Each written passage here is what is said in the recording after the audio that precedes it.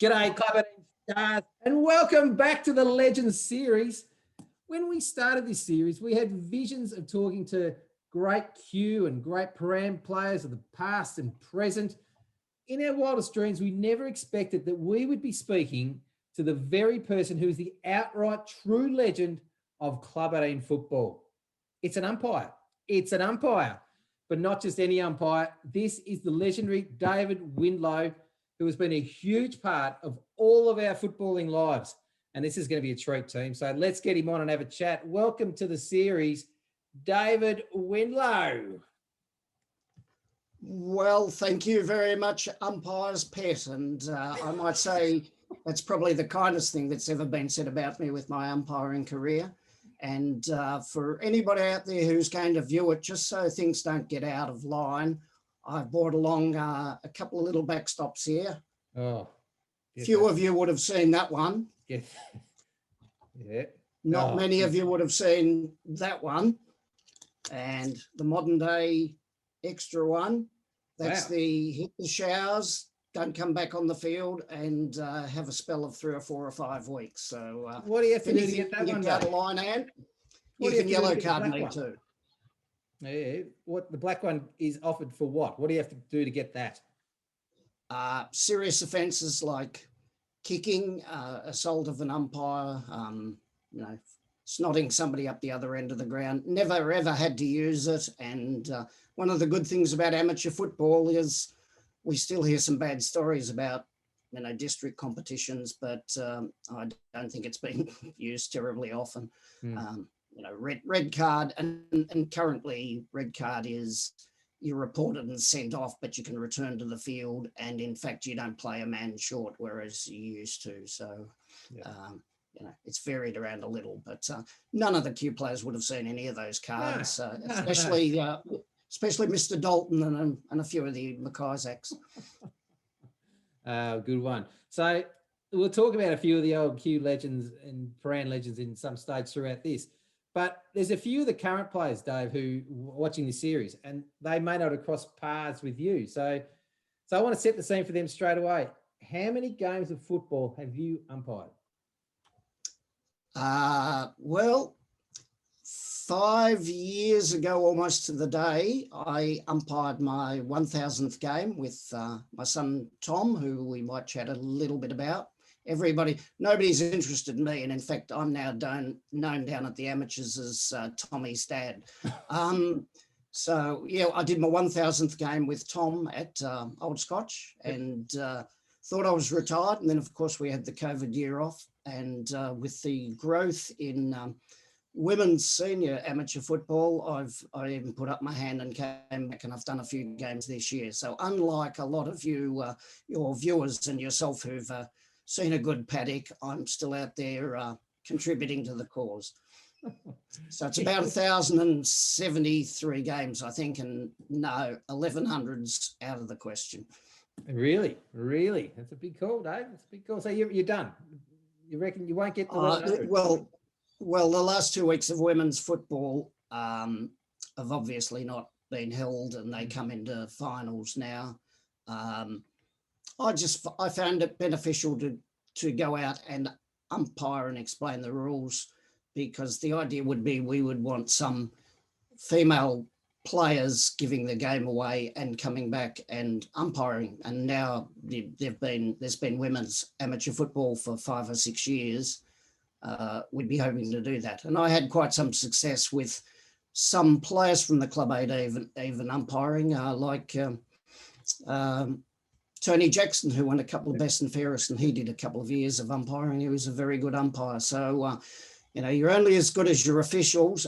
And in all sports, there's been a marked drop-off in officials post-COVID. So we're talking basketball, netball, football, every sport. So, I sort of, as long as I can umpire with an experienced umpire, I can't do it on my own anymore because I'm turned 70 at the end of this year. But I actually enjoyed it and got some good feedback from the coaches, just trying to help the girls understand the rules and keep them in the game. Yeah, brilliant. So your 1000th game with Tommy was featured on Channel 10 News, was it not? I remember watching the news. Channel 7. Channel 7. Oh, Channel you're on the 7. news. Yes. Really? Well, that shows what the high regard you kept in, that you're a national figure now. So It was done very nicely and tastefully, and probably the only sticking point, interestingly, was they mic'd me up, not Tommy, and at the end of the first quarter, the presenter Neil had to come out and turn the volume down because apparently I was so loud on the field that I'd nearly broken their $5,000 microphone. So communication. You've always said to me in the past, umpires should be seen and not heard, Dave. Now, what's this?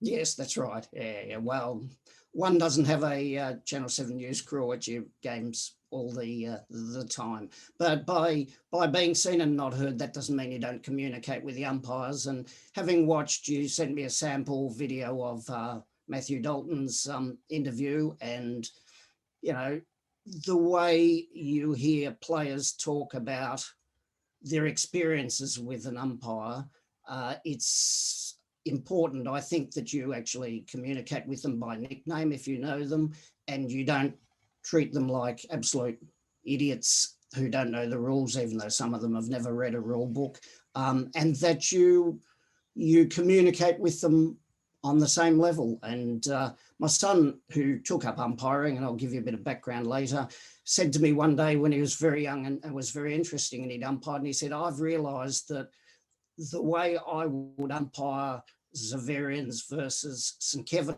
and talk to the players is very different if I was umpiring a district game. And that's quite true.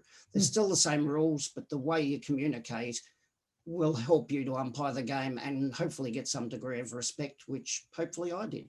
Yes. Well, it did, and here you are. So we wouldn't be doing this, Dave, if you didn't have respect of all of us. And I think I've mentioned to you offline that we've had your episode 26 on this, and your name has come up, I reckon, in the majority of episodes we've had so far with past and present players about you come up. So there's a respect that's shown from everyone who's been pulled on this jumper and the Q jumper in the past. Yeah, that's very nice to hear. Yeah. So how did your umpiring journey begin, Dave? So 1,073 games ago.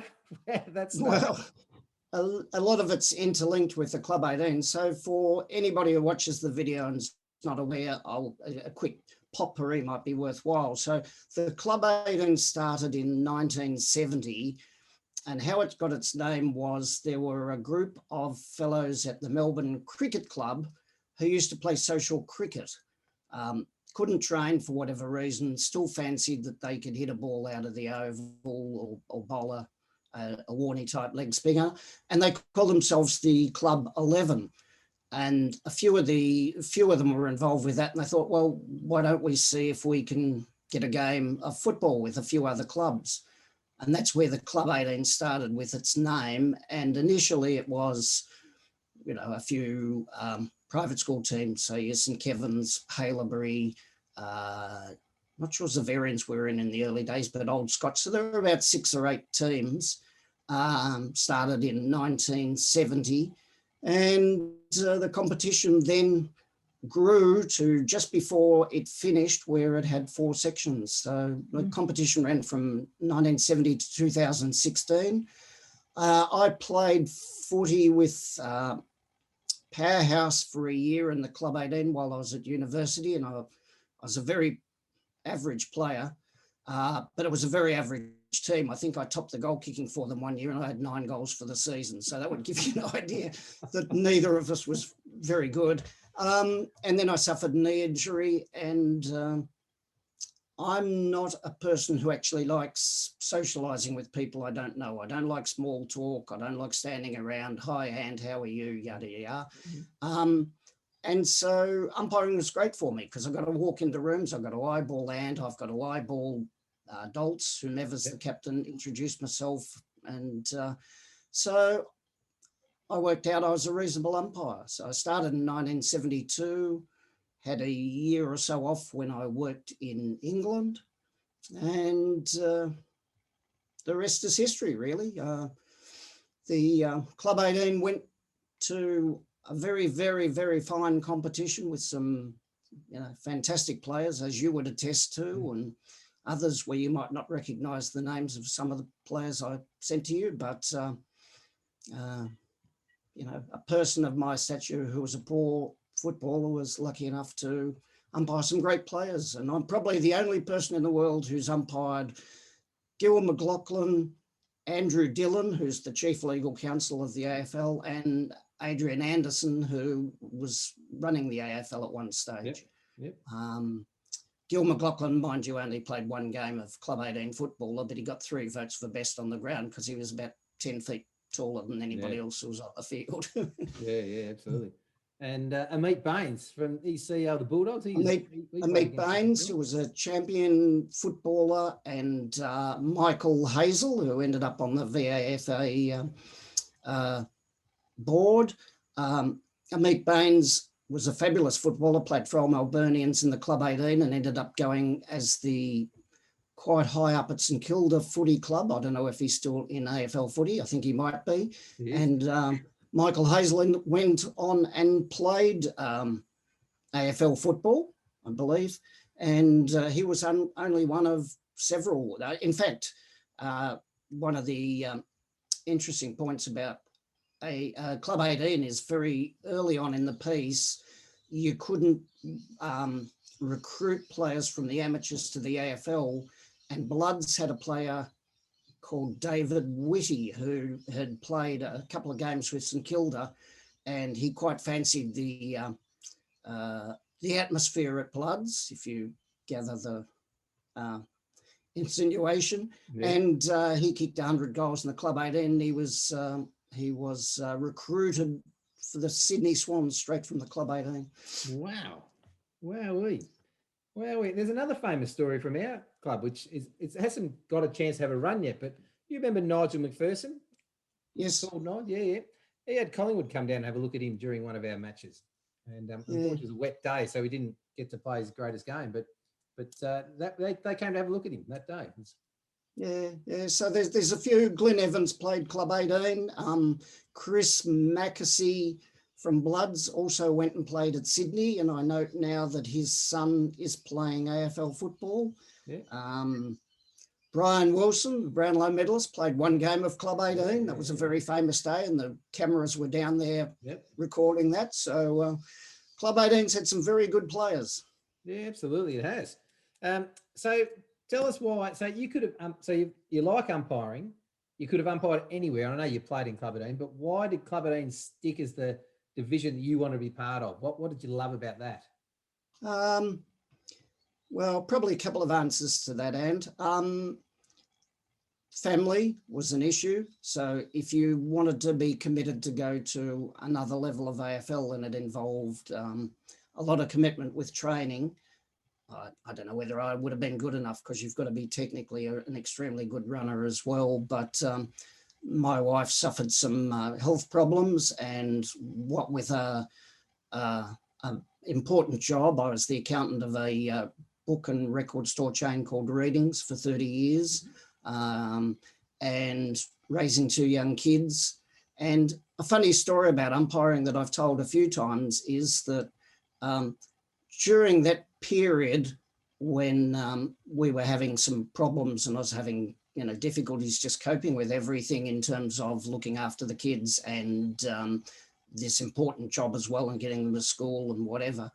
And my only release in that time was umpiring on Saturdays, because I was out for 2 or 3 hours when I didn't have the ability to pause and think, well, things are really crappy at the moment, because I had 36 lunatics to look after who were screaming and yelling, and I didn't get a chance to think about things. And not many people would think about umpiring as a stress reliever, but in fact, it was great for me and very supportive because of the people I was dealing with. So staying with the Club 18, I actually had a year off the Club 18 because, interestingly, and this, you'd shake your head now at this story, but in the early 80s, I think it was, the AFL had too many junior field umpires, and they did a deal with the Club 18 before they linked up to the amateurs and said, we've got plenty of spare umpires, would you like them?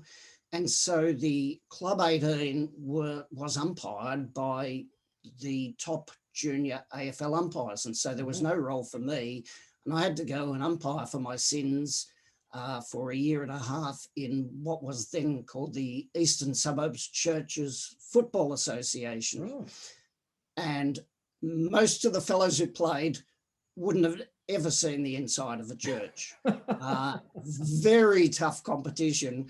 And I was responsible for going out to far-flung parts like Wonga Park, which didn't even have a made road in those days, but had a football team. And Wonga Park used to play in a section of the Churches Football Association against St Bede's Mentone. And the St Bede's Mentone reserves had to get up about 6 o'clock in the morning to get out to Wonga Park for the early game. So I did a year and a half in the Eastern Suburbs Churches and then returned to the Club 18. And then, of course, it grew. And then I proposed that perhaps some of my umpires could do double headers because we were short of umpires. And then I had to take charge of selection with Benny Goodman for those umpires who are capable of doing double headers. And it just, I was never going to go anywhere else after that. But as I said, I was mixing with genuinely nice people. And I like the fact that there's no alcohol at games of football because, believe me, Eastern Suburb Churches games, you're allowed to drink alcohol at the games. And some of the things that I heard from the boundary line directed at me were, unrepeatable to say the least. So you could direct any abuse at me now, and I've heard it all before. Really? I did hear a funny story. I heard Ray Chamberlain on the radio the other day talk about the greatest sledge he's received while he's been umpiring. And he said someone yelled out from the sidelines one day, "The dingo took the wrong Chamberlain." And he I thought that was quite a good. Yeah, and I don't have problems with that. If it's funny and amusing and the banter that the Q boys and the Bloods boys, and actually it gives me an opportunity to pick up on a couple of things young Mr. Dalton said, which were factually a little incorrect. He mentioned that Gary Sweet played for Bloods, but in fact he didn't. He played for Port Colts. And Port Colts were the loveliest blokes off the ground, and they always had a spit roast after the game, and they'd give you free beers, not just me, but the opposition. But they were tough boys on the field. And so Gary Sweet, who was a very good footballer in Adelaide, won a best and fairest in the Club 18, but Port Colts made it very clear to other teams, and I guess it might have been your era then, I'm not quite sure. No, but just before me. Nobody touched Gary Sweet. Gary was protected, so he was an outside ball getter rather than go in and get the hard one. Gee, nice place to play. If you've got 17 blokes on the field, say, "Go for your life, mate. We've got you covered." That'd be a beautiful thing. Well, if you've got the three Goss boys and Sammy Holt and Vic Annanson and he was very well protected. Yeah. So give me some of your favourite memories of the games. Like you've mentioned Bloods, and the Bloods come up a lot. Port Colts come up a lot. So give us some of your favourite memories of games from the early days, later days. What stands out in your mind of the matches or memories you've had out of the games? Yeah. When I came in, early days, ex-Price Troopers boys they were. I can't remember the name, but I do remember whomever it was, and he was the ruck. He'd get very excited, and sometimes the accent would become very broad, and I don't think the teammates understood where in heck he was going to hit the ball or what instruction he was giving to all of the ball getters standing around him at the bottom of the pack. No, and memories of, it's just stopped hailing for the third time here, and it brought back to mind that horrible old bog track at Victoria Park Q that's certainly improved in recent years, but you could almost disappear and lose your boots over on that far wing there, and you'd get up on cold, wet days. And I had some bleak days there as well as some really good ones. But fortunately, with all of the teams they have playing down there at Q now, so they've got two women's teams who have to play on the top oval, and they've got thirds and the two other senior teams. So good luck getting a park down there these days. The parking hasn't improved. No. And you can't move the cemetery. It's a bit hard to move that. So you're not going to get car parking next door. So I don't think that's any issue. So tell me, so then let me prompt you, because you've talked about a few of the Q boys and the Pram boys. So let me prompt you on a few and see what your reactions Yep. are. And you give me one word, give me lots of words, what your choice. Mick O'Day. Mick O'Day. Well, I said I'd give you a couple of stories about Tommy, because you'd asked, some people have always asked about my young son. I've got a picture of Tommy. Young Tommy is now 35. Tommy up on the screen. And Tom started off in football. There he is. There's Are four you generations still of there? I Windlow. don't know whether I've been cut off or not. No, I've got you. I'll get this off the screen then. Okay, it's just... I'll put a photo of Tommy up on the screen. And yeah, there's only one team in the Club 18 over my whole career who have been, how shall I say this kindly without upsetting people, a little bit of an issue in terms of payment. And in the old days in the Club 18, it used to be paid by cash after the game. I think it was $10 from each club. And the only time I never received payment was for one of the teams that you'd expect would be well moneyed, and that was Old Melburnians. And they didn't have any cash after the money after the game, and I never got the money. Anyway, back to Mick O'Day. I took Tom, who was maybe 8, 9, 10, down to a Q versus, no, it was Old Melburnians versus Q game. And Old Melburnians in those days played in Faulkner Park, but they weren't allowed to play on the main Cordner Oval. And they had to play on what was very generously a bog track down the bottom near the hospital. Yep. It's probably a helipad now. Yep. And we'd been given instructions that we couldn't start the game unless both teams had boundary umpires. So Q had the boundary umpire. It was probably Mick running the boundary as well as coaching and playing half a quarter and doing absolutely everything else. And Old Melburnians, no, we got 5 on the bench, but no, we can't run the boundary. And they all knew that the boundary was extremely boggy down there and they'd probably go missing, presumed dead. So I said, well, my son will run the boundary for you, but you've got to pay him.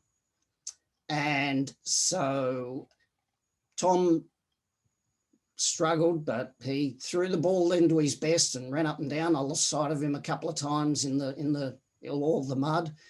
At the end of the game, Mick came in, everything okay. Yes, I can't even tell you who won. And I said to Old Melburnians, you've got to pay him. So Old Melburnians took collection and gave Tom 50 cents. And Mick said, Tommy get paid? And I said, not best happy, Mick. They gave him 50 cents for running the boundary. And that was from a collection of all the players. So Mick said, I'll fix that. And he scurried off to the Q rooms, and he may have been coach at that stage, I don't know. But anyway, he did the run round of the Q players and came back and was very generous to Tom. And Tom was thrilled to be treated for what he'd done, which was hard work at his age. And he's ended up umpiring. And Tommy's ended up being the only Australian umpire who has umpired 2 International Cup Grand Finals at the MCG. So in a way, Mick O'Day was a helpful part of Tommy starting in umpiring. So while Mick was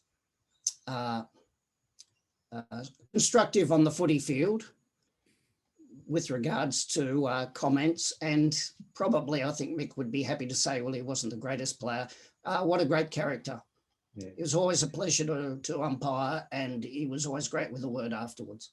Yeah, terrific. And that's a terrific story about Mick and Tommy. I remember when I first got there in 96, I met Tommy then, and Mick said, right, we're doing a collection. Tommy's umpired. We're doing this. This is part of it. And I thought Mick's a savvy little forward pocket. He knows where his bread's buttered. But that's terrific to hear that that's what it then floods into, because he's a terrific umpire, Tommy. He was top quality. I remember his games were next level. They were terrific at his craft. Yeah. And he went very high, umpired a Premier B Senior Grand Final. Family and his job got in the way when he possibly could have gone a bit further. But I in those days you're allowed to do it. And Tom Tommy was playing Yarra Juniors footy on Sundays, and he kept telling me how poor the umpires were. And Tom wasn't a great player, but, you know, he's reasonable, a goal sneak, a bit like you. And so after he'd told me a few times how bad the umpires were, and they're probably a bit average, but, you know, this you're talking about under 12s, under 13s. So I didn't tell him, and then on Friday night said, right, here's a whistle, here's a top, you're going to come down and umpire a game with me. And I took him down to the back oval at Marcelin, and he did his first senior game, which was Marcelin and Monash, when he was barely 14. And those, you're not allowed to do that these days. I mean, umpires, mind you, you've got to have working with children permit checks and have to be registered with the AFL and all sorts of things. So I took Tommy down. I was packing death because if he'd paid his first free kick and a player had had a go at him and he'd burst into tears and he was a little bit nervy, then I didn't know what I was going to do. Anyway, he got his first free kick correct, which was kicking in danger, and history reflects. So I'm glad to hear you think highly of Tom, because he's a great young man. Yeah, absolutely. No, he was very good at his craft. So that's good to see. Yeah, well, when you say you probably couldn't have done it as a 14-year-old, I think that's what Clubbies epitomises. There's a lot of things you shouldn't have done, but you can get away with a bit more. And that's the beauty of Clubbies umpiring. I mean, Clubbies is a competition, I think. Yes, yeah, absolutely.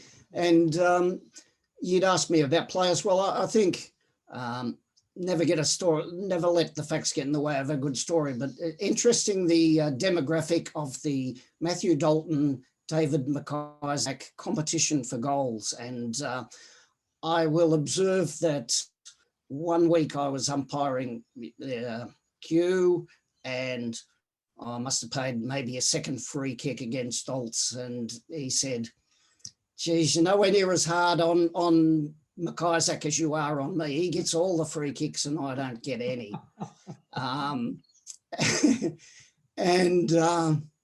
So a couple of weeks later, I happened to be back at Q again. I played a free kick against David, who was a very polite young man, but he was very happy to tell me when I was wrong. Played a free kick against David, and wouldn't you know it, said, geez, Dalton gets all the free kicks from you and you don't ever get me a free kick. Does that sound like it might have actually been said and happened? Sure, I'm sure it would have been. I'm sure it would have been. Your teammates until someone gets the ball instead of you, I think. I think that might be the way. Yes. So I'll give you a couple other names. Tommy, Marty, Varner, the brothers who kicked it all off. Yes. Tommy and Marty had quite a bit to do with them. And Marty was a solid individual with probably the leg speed of mine and no greater, but he knew how to find the ball. And Tommy, probably the more skilled. Sorry, Marty. And you could always spot him. He was really hard at it, was my memory about him. He was always there or thereabouts, and you'd find him at the bottom of anything. And my perception of Tommy was what a great club man. Yeah, terrific fellas. They've heart and soul of Q, those fellas. They have been ever yes, since. And probably we should, because we're talking about Q, mention Matthew in his speech talked about coming into the umpires' rooms after the game and being very complimentary or welcoming me before the game. Of course, which you wouldn't do because you're not allowed to come to the umpires' rooms. But the person I can remember most of all coming to the umpires' rooms and with a very furrowed brow, usually if he had 3 games on, was poor Ian Job, who had paperwork and he was trying to organise padding on posts and marking the ground. And I have bumped into Ian a couple of times over the last few years, and he's still got that furrowed brow. But when you talk about great club man, I always knew that I'd either see Ian Job before the game with the team sheet, or at halftime I'd get it from Richard, who, if Q were down, used to bring the team sheet in and probably seemed like he was wanting some moves from me so that he could get himself back in the game, and because he just ran out of solutions, so he thought, well, I'll go and ask the umpire. For a few Hail Marys on the way through. Kevin and Mark Absolutely. Doyle. Kevin and Mark Doyle were good players, weren't they? Kevin and Mark were. I don't know whether your notes reflect it, but Q, according to my notes, had 2 best and fairest winners in the Club 18. One was just slightly before your time, Andrew Peters, who was a superb player, 1984 it was, and he would have played in the Q Grand Final Premiership team, I think, of that year against St Bernard's. And then 10 years later, Mark Doyle, best and fairest winner. Superb skills, lovely user of the ball. Bit fair talking about another set of brothers because Kevin and Mark were very different players. But, you know, the 2 of them combined were worth more than 2 bodies on the ground because of the different ways they played and what they brought to the team. And both fine young men. Yeah, terrific. And that's the spirit. They can play footy. They're good people. That's the end of the day. Which was the best McIsaac, in your opinion? There's about, you've got 5 or 6 to choose from here, but which is the best McIsaac? Well, let's go through those that might have volunteered to perhaps get my opinions on it. And Richard was always very quiet, except in very close finals games. And I do remember seeing a video of Richard sleeping with his footy in his footy boots on the day of the game. I don't know if you've seen that video. No, I haven't seen that one. That might be for the Bloods Grand Final that I sent you the mention on.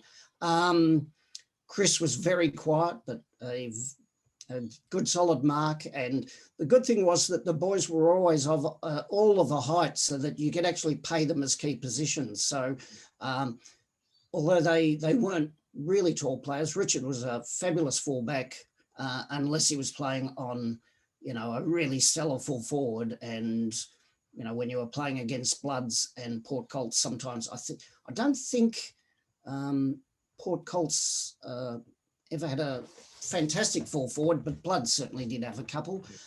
Chris, I remember Chris and Robert playing off the half back line usually most of the time, seemed to be slightly quieter than Richard, but Richard I saw obviously in the capacity as coach or captain coach.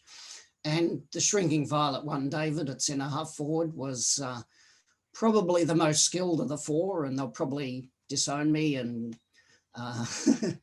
but David could win you a game too. He was superb on his day, and when he was on song, he was a great mark.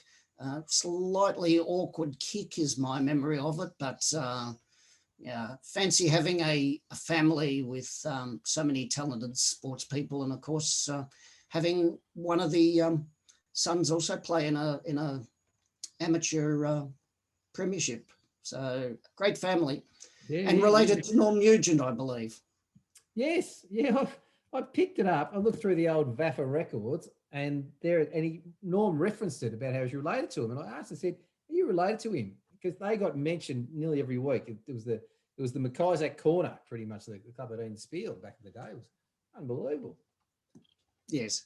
Yeah. So I spoke to Norm recently. His health hasn't been great and he hasn't been able to get out as much, but he's still vitally interested in the Club 18 and asks after all of you. And he's happy to have a chat when I've got some time to ring up and chat to him. So that's another good side of the Club 18. Norm was so dedicated to it. And we might talk about, the finishing of the Club 18 a little later if we have the opportunity. Yeah, we'll come to that later. I now want to touch on a couple of players from the Paran era, although a couple of these have crossed paths. But so Jason Storer. Yes, well, I sent you a list of voted by a panel, by the way, of the finest team from in the 2000s for Club 18. And I've got to say, it was a very, very, very tough call to select between the umpire's best friend, my cohort across the screen from me there, and the 3-time best and fairest winner, Jason Storer, who was such a great player. And one can understand why he played at a high level and always promised me a year of umpiring, Jason. So, Jason, if you ever listen to this, you didn't keep your promise, but he was a terrific player in a team of terrific players, and to win 3 best and fairest when you're alongside, well, Craig Berger, who won 2 best and fairest as well. Yep. That says a lot. He was a great player. Yeah, absolutely. Yeah, so you're saying I just got pipped by Jason to miss out on that team. Just by a Nats knacker.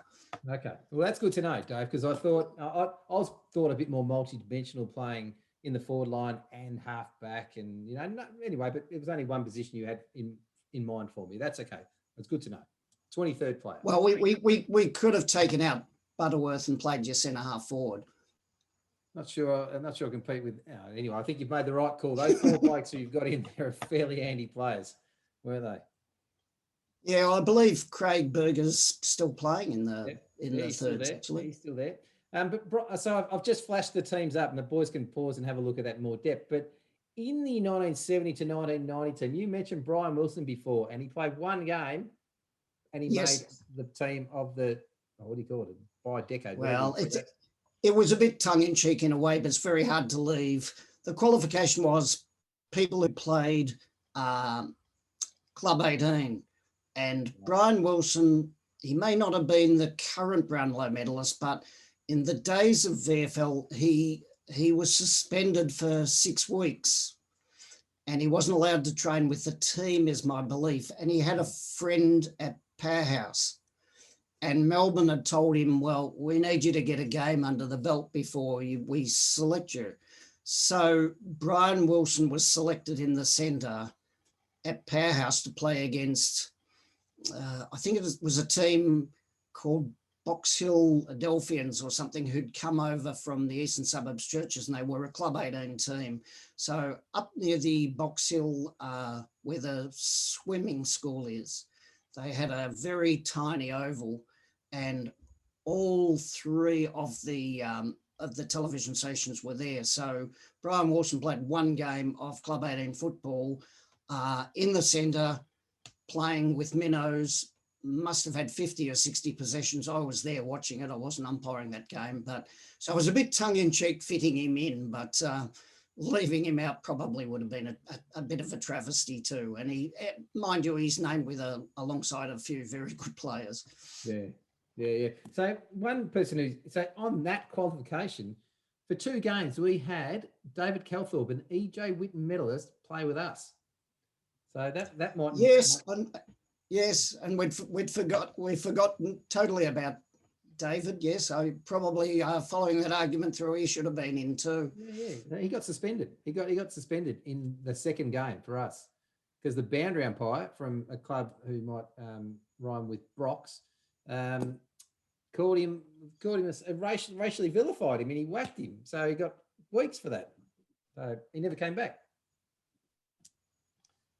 So there you go, another little famous little backstory of the whole operation. And then, so let's move forward now to our Twin Towers, the Cougar and Carey. What sticks out in your mind for those 2 boys? Yes, yeah, well, and in a way, if you allow me the leeway to say so, probably we were getting towards the warning signs about Club 18, because I don't know how much you were in the loop on it, but we certainly, as an umpiring panel, we had strong information that when Paran were at their peak and they were a sensational team, that the club, who I think maybe might have been struggling in the seniors at that stage, were of the opinion that it would be nice to have quality players running around in their seniors rather than their clubbies. And clearly Cougar and Carey could have played much higher levels of football, both fantastic footballers, and history will probably judge when you look at it, and you'll I think reflect back on at least the 1 grand final. I was running the boundary, so I wasn't involved in it, where Zaverians had to come from behind and they had to rely on an ex-All Australian to kick 3 or 4 in the last quarter, and the 2 teams were just jam-packed full of players that really could have played. Well, not at a much higher level, because let's be clear, my affiliation is with the Club 18, and the Club 18 was a fabulous competition. But I think there are a lot of people who looked at it and said, why aren't these people playing at a higher level within amateur football? And I will get on to probably a major game of amateur football that probably led to the inevitable sort of cessation of the Club 18. But yeah, what a fantastic team that Paran team was.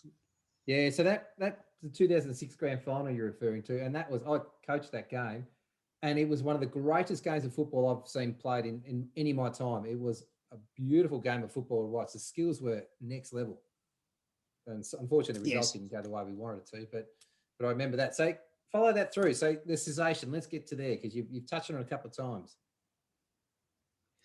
Yeah, well, 2 years later,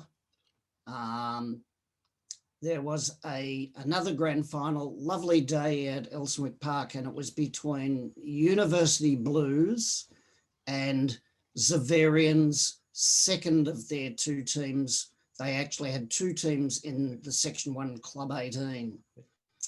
And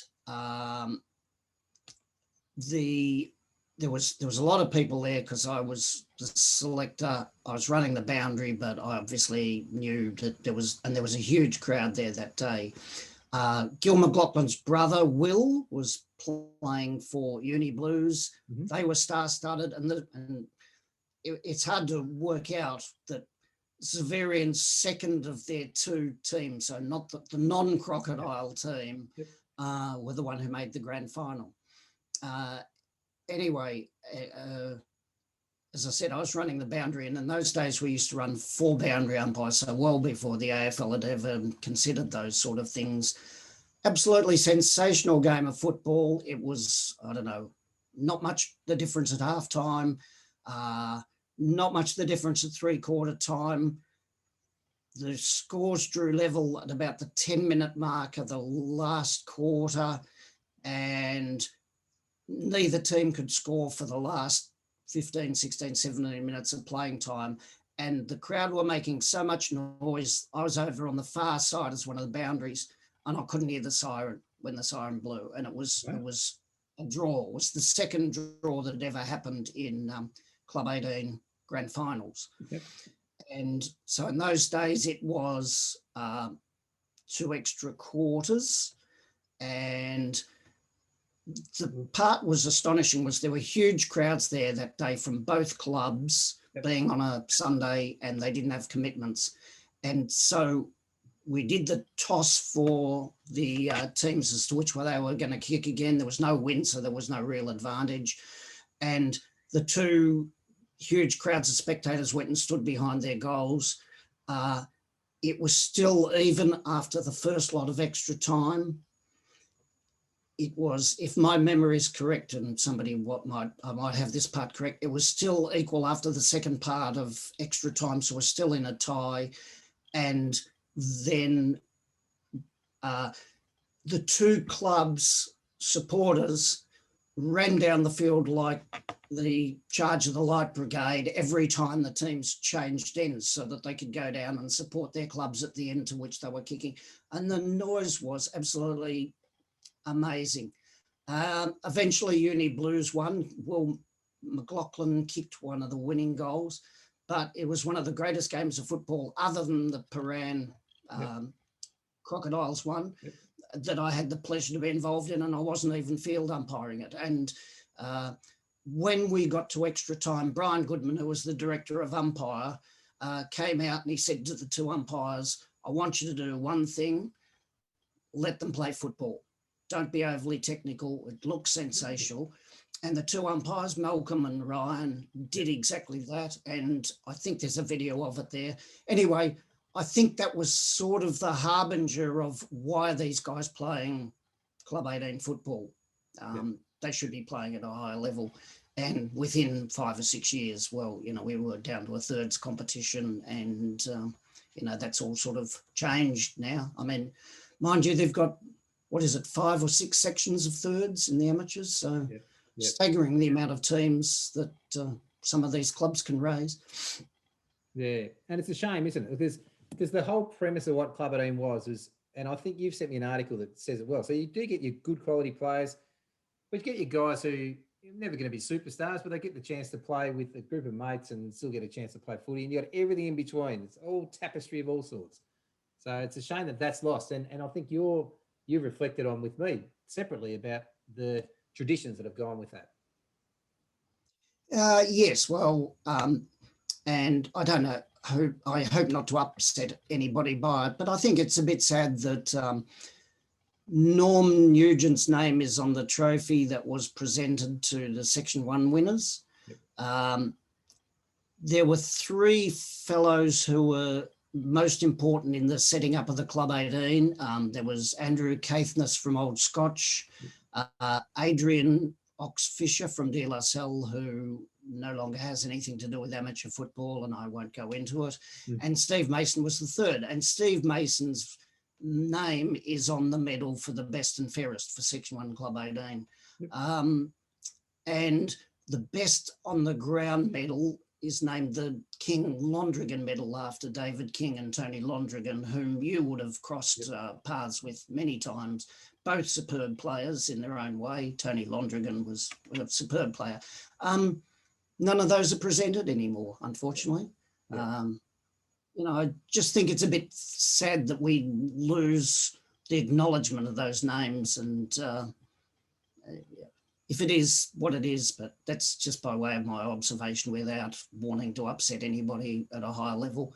And this season that hasn't really occurred, it was interesting, the amateurs were going to have an under-35s competition, which didn't eventuate, but they had a competition as to what the competition should be called. And I, tongue-in-cheek, entered the competition and suggested they could call it the Club 18, but I don't think that was terribly well received.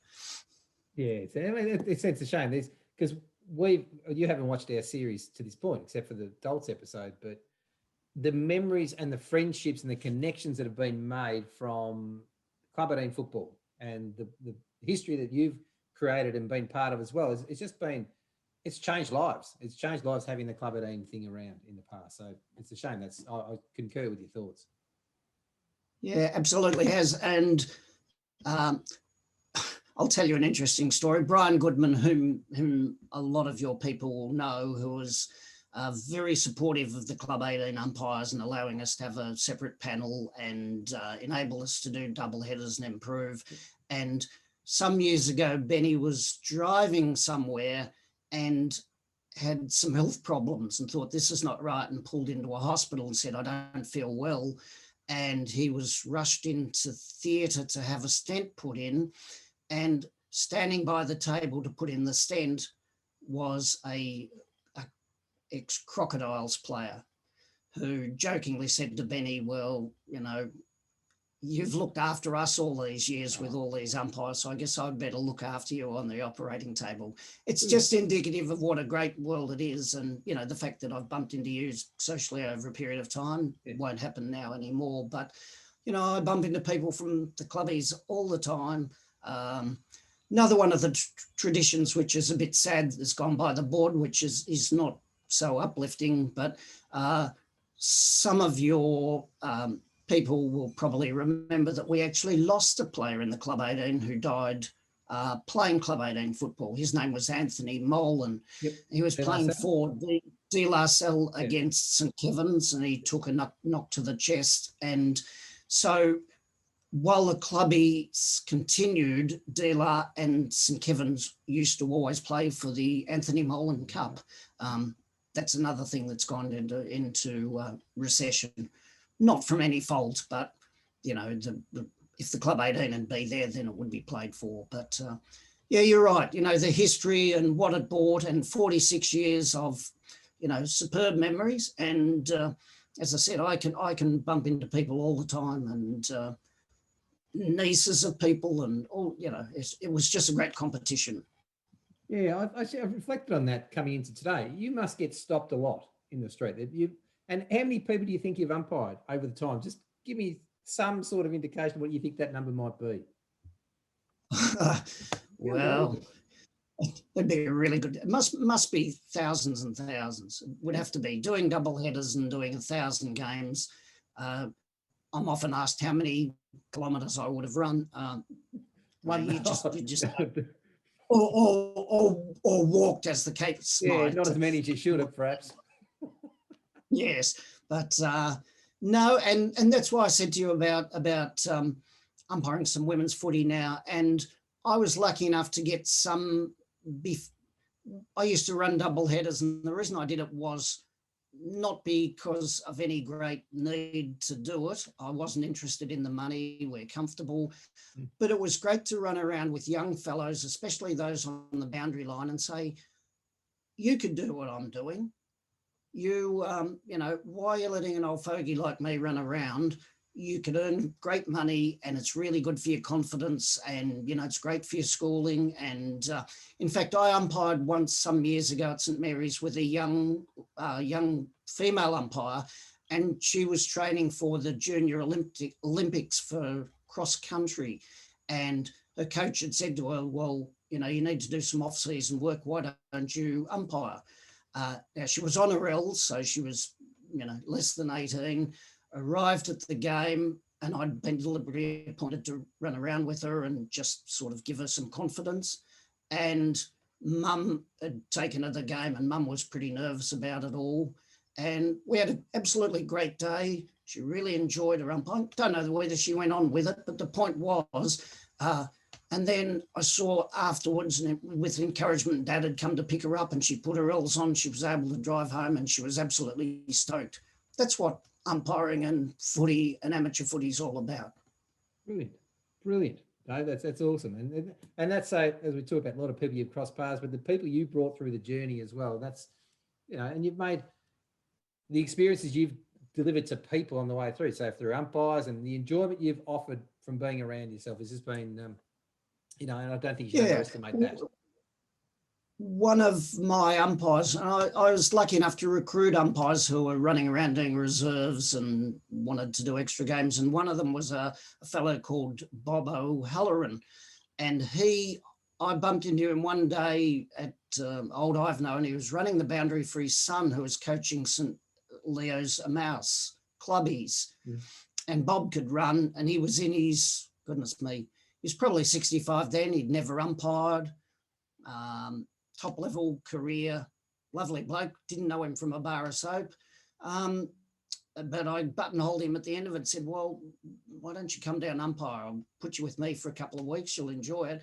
Bob only retired just before COVID, because one of his knees refused to go on anymore. So he umpired until he was 78. Wow. And he's a friend of Normie's. But I constantly hear from Bob, and he says, what you gave me in terms of the people I met and the satisfaction I got from footy. And Bob played a couple of games with Carlton reserves as a fullback, so he's a good footballer. But what he got out of it that he wouldn't have otherwise got, he's so appreciative. Yeah, wow, that's awesome. And I mean, that's satisfying to hear that, no doubt. Sorry, I didn't catch that part. No, I think we just broke up there. That's satisfying to hear that, no doubt. Yes, yes, and Tommy's the same. I mean, Tom, in fact, and I'm not giving them a plug, but one part of what I've continued to do is I helped set up a foundation, because our son Tom's best friend from primary school was criminally assaulted in the city on his 20th birthday. And he was a fine footballer with Carey. He was a sub-district cricketer of some note, even though he was only 20, and badly brain damaged, never fully recovered. And I helped set up a foundation initially it was to look after him, because if you're a victim of crime, then you're not covered for any expenses. And we were lucky enough to raise enough money to help other people who develop brain injuries through no fault of their own, where they're not fully covered by NDIS. And so that involved Tom, and Tom went on to his career because of what happened to James. And I was lucky enough to goal umpire James' last game before his assault at amateur football. So, and I bump into people all the time who know of the link, between the foundation, how I helped set up, and amateur football. And, the degrees of separation are very narrow, and we only get one life to lead, and Club 18's brought a lot to me. Yeah, terrific. That's awesome. You do. So these are all the stuff that you do beyond the scenes that people probably, they'd see you for 2 hours on a Saturday and don't realise that the full spectrum of what you're offered back to the people in the game and around it. So that's awesome, Dave. Well done. Thank you very much. Yeah. Now I've got a couple of quick questions for you before we go. So I know. So Dol sort of referenced this in his article, in his episode, about how he talked to you and try and help him get some votes. Jason Storer was renowned in our time for going to the umpires' rooms post-game just before you're making the votes. Does that help him get a vote and then therefore 3 best and fairest? With me, probably not. What would be more influence to me was the manners shown on the field than the approach off the field. But it's got to be fair to say, especially at Club 18, where you don't actually always get officials coming into the rooms. The joke about the fellow winning the television on, the night footy, and he got one kick and played for 10 minutes. There's no question that in the last quarter, if you stand out and then you see that face bring the team sheet for signing to the rooms with a bright beaming smile and a great game, mate. Well done, David. It might have a little bit of a jog to your memory. Yes. That's well played, Storer. I know he'd be waiting for that question deliberately too. So there you go. That's good to know. All right. So that's cool. I'm pretty much covered, Dave. Anything else we've missed from your point of view that you'd like to cover off? I just checked my notes there. I tell you what, I better give a shout out to Kerry, David Butterworth too, because I didn't name him as a best and fairest winner from Paran. So Paran had 6 best and fairest winners, and Q had the 2. So, and I was lucky enough to umpire the Legends game between the Q84 Premiership team and the Q94 Premiership team. So that was a fun day. I had to manufacture a few free kicks and some pretend yellow cards and misbehaviour and chastising people for their inability to play. But it was a great fun day. Yeah, well done. Well, that's excellent, Dave. Thank you very much. So we'll wrap it up there, Dave. It's been a highlight talking to you today. I mean, and here there's a lot of stuff I didn't know about the Club 18, so thank you for bringing that to our attention on the way through, the beginnings and all the way through. So that's excellent, some of the stories you've told. As I said, everyone's reflected in our series how much they've loved being part of Club 18 football, and you're a massive part of as to why that's the case, Dave. I mean, it was always a joy every time we turn up and see you walk on towards the umpires' rooms and think, oh, beauty, we've got Dave today, because we knew we'd have a good day if you were around. So that was a really great thing to have. Well, that's nice to hear, and maybe the amateurs will bring my premiership trophy out of the cupboard as well. There you go. Hopefully. But I speak on behalf of everyone who's put on a Paran jumper, a Q jumper, or any Club 18 jumper, really, when I say thank you for your huge contribution to football, to all of our footballing lives. Dave, you're not just a legend, you are the Club 18 legend in our minds. So thanks again for your time today. Thank you very much. And I think it's time for a wee glass of Guinness, and maybe we can toast a Bombers premiership in the next couple of years. I'd say we can do that. Anytime you want to do it again, I've really enjoyed. Anytime you want to do it again, I've enjoyed the chat, and hopefully some people will enjoy the reminiscences of an old fogey. I can't believe you're nearly 70. That's amazing. That's amazing.